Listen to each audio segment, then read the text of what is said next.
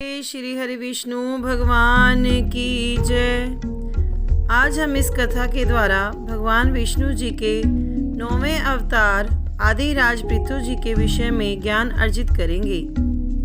स्वयंभू मनु के वंश में अंग नामक प्रजापति का विवाह मृत्यु की मानसिक पुत्री सुनीता के साथ हुआ।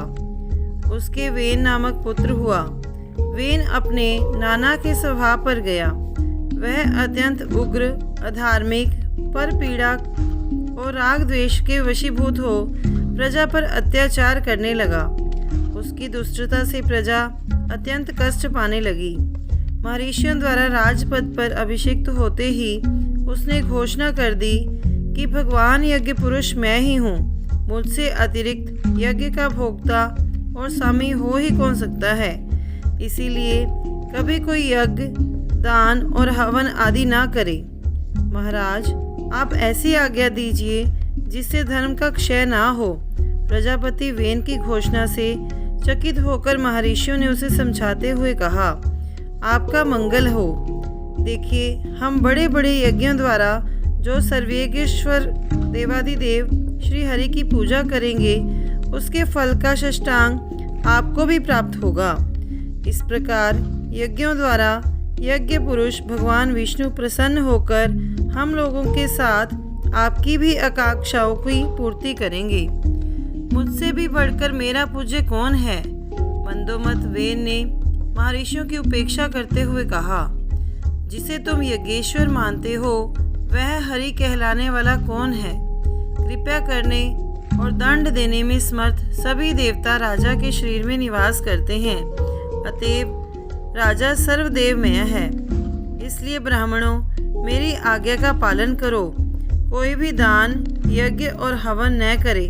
मेरी आज्ञा का पालन ही तुम लोगों का धर्म है। इस पापात्मा को मार डालो। सर्वेश्वर हरि की निंदा सुनकर क्रुद्ध महर्षियों ने मंत्रपूत कुशों द्वारा उसे मार डाला। माता सुनीता ने कुछ दिनों तक अपने पुत्र वेन का मृत शरीर सुरक्षित रखा और उधर राजा के बिना चोर, डाकुओं और लुटेरों के कारण सर्वत्र अराजकता व्याप्त हो गई। यह स्थिति देखकर ऋषि मंत्रोच्चारण पूर्वक वेन की दाहिनी जांघ का मंथन करने लगे।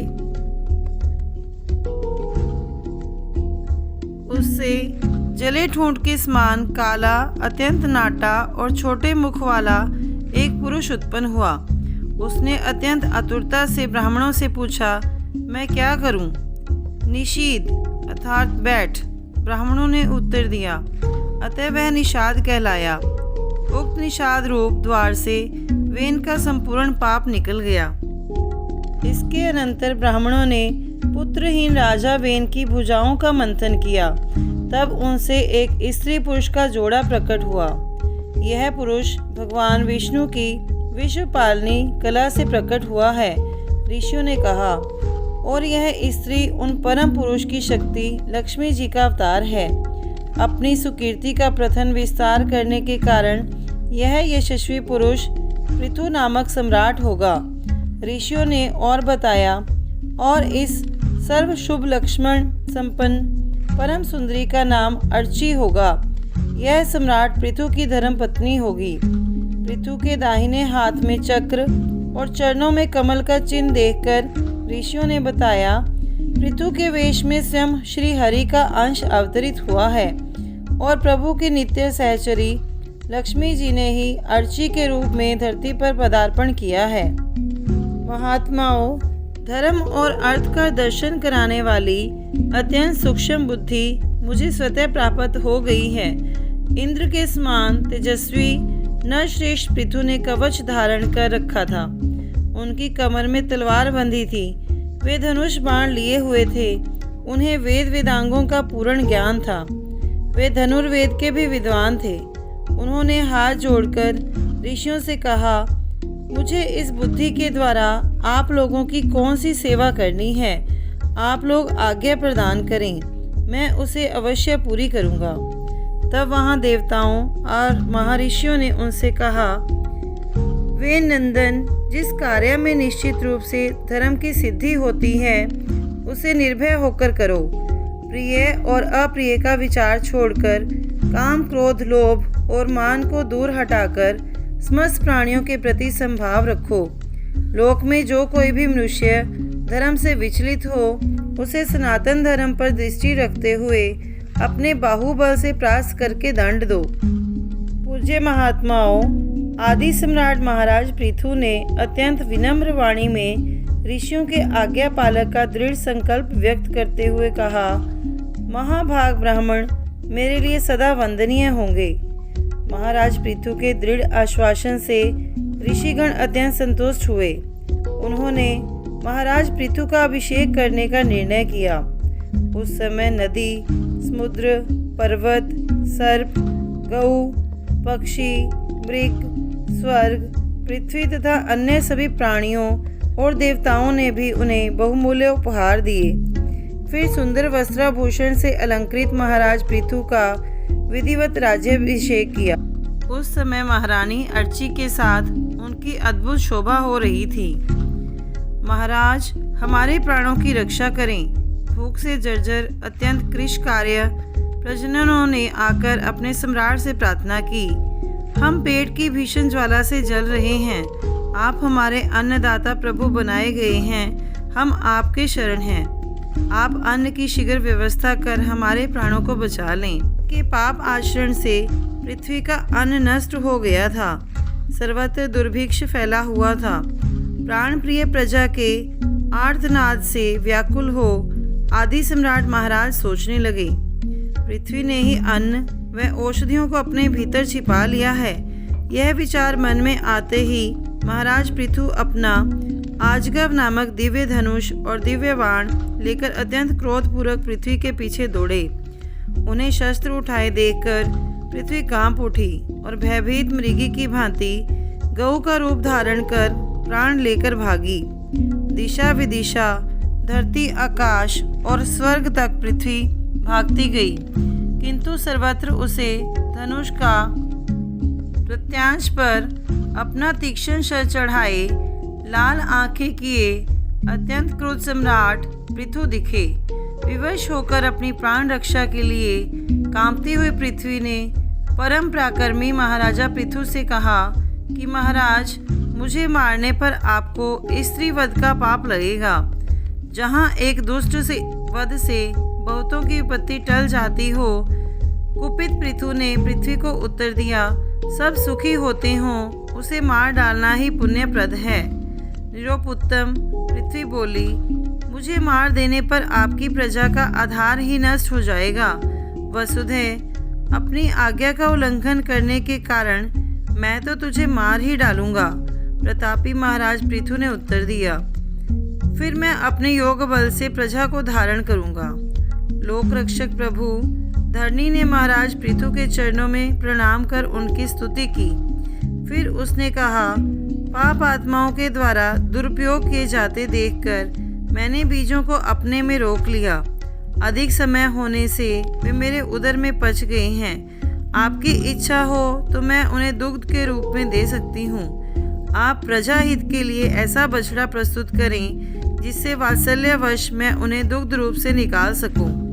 धर्मात्माओं में श्रेष्ठ महाराज पृथ्वी ने आगे कहा, एक बात और है, आप मुझे समतल करने का भी कष्ट करें, जिससे वर्षा ऋतु व्यतीत होने पर भी मेरे ऊपर इंद्र का बरसाया जल सर्वत्र बना रहे, मेरी आर्द्रता सुरक्षित रहे, शुष्क न हो जाए। यह आपके लिए भी शुभकर होगा। पृथ्वी के उपयोगी वचन सुनकर महाराज पृथु ने स्वयंभू मनु को बछड़ा बना उसका दोहन करके उससे औषधि, बीज, अन्न आदि का उत्पादन किया। पृथ्वी के द्वारा सब कुछ प्रदान करने पर महाराज पृथु बड़े प्रसन्न हुए और अत्यधिक स्नेहवश उन्होंने सर्वकामदुघा पृथ्वी को अपनी कन्या के रूप में स्वीकार कर लिया। महाराज पृथु ने पृथ्वी को समतल भी कर दिया। आदिराज महाराज पृथु ने गंगा यमुना के मध्यवर्ती क्षेत्र प्रयागराज को अपनी निवास भूमि बना लिया था। वे सर्वथा अनासक्त भाव से तत्परता पूर्वक प्रजा का पालन करते थे। वे अनेक प्रकार के महोत्सव किया करते थे। एक बार एक महासत्र में देवता, ब्रह्म ऋषि और राजऋषि भी उपस्थित थे। उन सबका यथा योग्य स्वागत सत्कार करने के उपरांत परम भागवत महाराज पृथु ने सबके सम्मुख अपनी प्रजा को उपदेश देते हुए कहा, प्रिय प्रजानन, अपने इस राजा के परमार्थ हित के लिए आप लोग परस्पर दोष दृष्टि छोड़कर हृदय से सर्वेश्वर प्रभु को स्मरण करते हुए अपने अपने कर्तव्य का पालन करते रहिए। आपका स्वार्थ भी इसी में है और इस प्रकार मुझ पर भी आपका परम अनुग्रह होगा। इस पृथ्वी तल पर मेरे जो प्रजाजन सर्वगुरु श्री हरि की निष्ठापूर्वक अपने अपने धर्मों के द्वारा निरंतर पूजा करते हैं, उनकी मुझ पर बड़ी कृपा है। भगवान की महिमा का निरूपण करने के साथ ही उन्होंने क्लेशों की निवृत्ति तथा मोक्ष प्राप्ति का साधन भी भगवत जन को ही बताया। उन्होंने सबको धर्म का उपदेश किया और अंत में अपनी अभिलाषा व्यक्त की कि ब्राह्मण कुल, गोवंश और भक्तों के सहित भगवान मुझ पर सदा प्रसन्न रहें। सभी महाराज पृथु की प्रशंसा करने लगे। उसी समय वहाँ लोगों ने आकाश से सूर्य के समान तेजस्वी 4 सिद्धों को उतरते देखा। परम पराक्रमी महाराज पृथु ने सनकादि कुमारों को पहचानकर इन्हें श्रेष्ठ सर्वासन पर बिठाया और श्रद्धा भक्ति पूर्ण हृदय से उनकी विधिवत पूजा की। फिर उनके चारों चरणों तक को अपने मस्तक पर चढ़ाया और हाथ जोड़कर अत्यंत विनयपूर्वक उन्हें सनकादि से कहा, प्रभु, आपने मेरे यहाँ पधारने की कृपा कर मेरा बड़ा ही उपकार किया है। मैं आपके प्रति आभार किन शब्दों में व्यक्त करूं? अब आप दयापूर्वक यह बताने का कष्ट करें कि इस धरती पर प्राणी का किस प्रकार सुगमता से कल्याण हो सकता है। महाराज पृथु पर अत्यंत प्रसन्न होकर सनकादि कुमारों ने उन्हें धन और इंद्रियों के विषयों के चिंतन का त्याग कर भगवान की भक्ति करने का सदुपदेश दिया। आप लोगों के उपकार का बदला भला मैं कैसे दे सकता हूँ?